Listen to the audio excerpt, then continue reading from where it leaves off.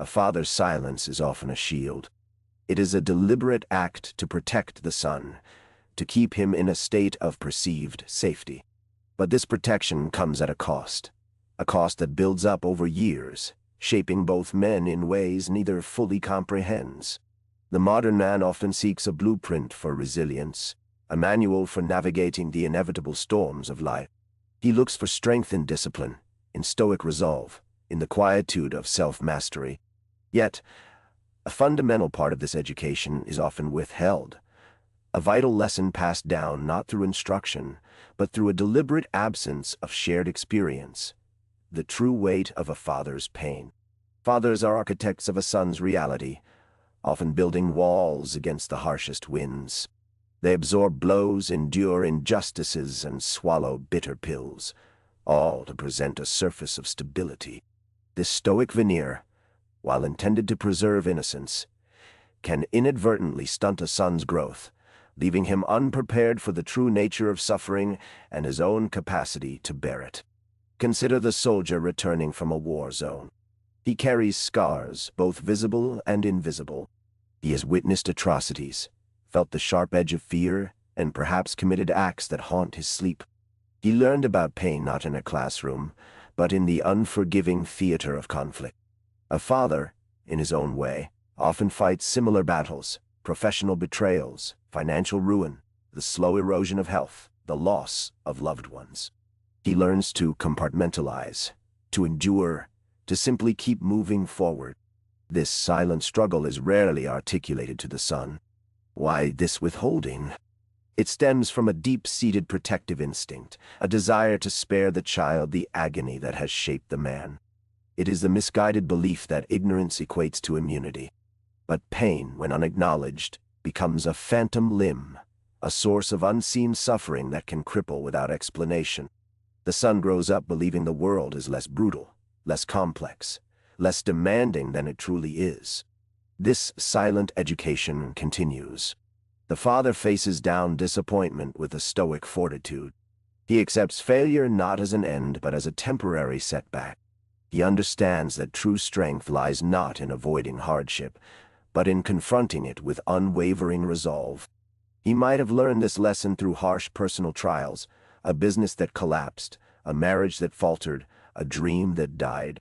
He carries these experiences like a worn, leather-bound journal, its pages filled with the ink of hard-won wisdom, never opened for his son. When a son faces his own crucible, a professional failure, a devastating heartbreak, a health crisis, he often finds himself adrift. He has no frame of reference for this depth of suffering. He may interpret it as a unique personal failing, a sign of his own inadequacy, rather than an inherent part of the human condition. The unspoken resilience of his father remains an enigma. Marcus Aurelius, in his Meditations, wrote, "The impediment to action advances action. What stands in the way becomes the way." A father understands this. He knows that the obstacles placed before him are not to be avoided, but to be navigated, to become the very path to growth.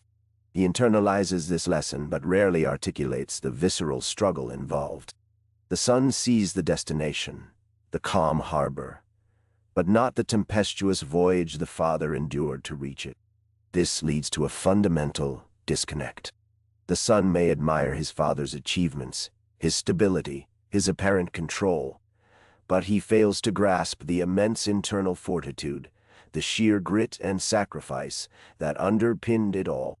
He sees the polished marble, but not the raw quarry and the arduous sculpting process. What does this unspoken pain teach? It teaches the virtue of perseverance, the necessity of emotional regulation, the profound understanding that happiness is not the absence of suffering, but the capacity to transcend it.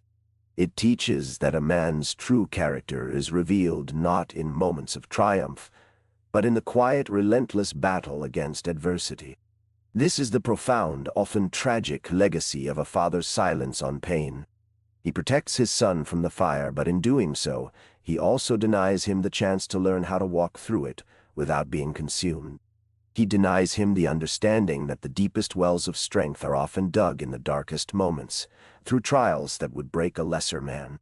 This unshared burden shapes the son's perception of masculinity itself. He may associate toughness with an absence of feeling, with the suppression of vulnerability, rather than with the courage to feel deeply and act decisively despite that feeling. He may mistake the father's control for a lack of internal conflict, rather than a mastery forged through immense, unvoiced struggle. The greatest lessons are often learned not from words, but from witnessing the quiet, unyielding strength of a man who has faced his own demons and emerged, not unscathed, but unbroken. The father, in his attempt to build a smooth path for his son, often erases the very terrain where the most valuable lessons about resilience and fortitude are etched. What is the price of this protection? It is a son's potential for true self-understanding, for a mature grasp of life's inherent difficulties. It is the missed opportunity for a deeper connection, for the son to learn from the father's lived experience, not as a series of cautionary tales, but as testament to the human capacity for endurance. The father who endures his pain in silence does so out of love, a profound, often clumsy, love. He believes he is offering the greatest gift, a life free from the suffering he knows too well. But the greatest gift might be to allow the son to witness that suffering, to see the struggle, and to learn from the father's unwavering response to it. This is the Stoic bargain: to face what is within our control and accept what is not, to find virtue in endurance, and to understand that our struggles are not unique flaws, but universal tests. A father, by shielding his son from the full scope of his own tests, inadvertently denies him the opportunity to learn this essential Stoic lesson from the most potent of teachers, his own father's lived example of silent, formidable strength. The son is left to discover these truths through his own, often more brutal, encounters with the world, without the benefit of the wisdom hard-won by the man who first set him on his path. The father's silence on pain is a profound, albeit unintentional, lesson. It is a testament to his strength, a testament he hopes his son will never need to emulate. Yet, in that silence, the son misses the blueprint for navigating his own future trials. He misses the understanding that the greatest battles are often internal, won not with a shout, but with a quiet, unyielding spirit, a spirit honed by the very pains the father tried so hard to hide.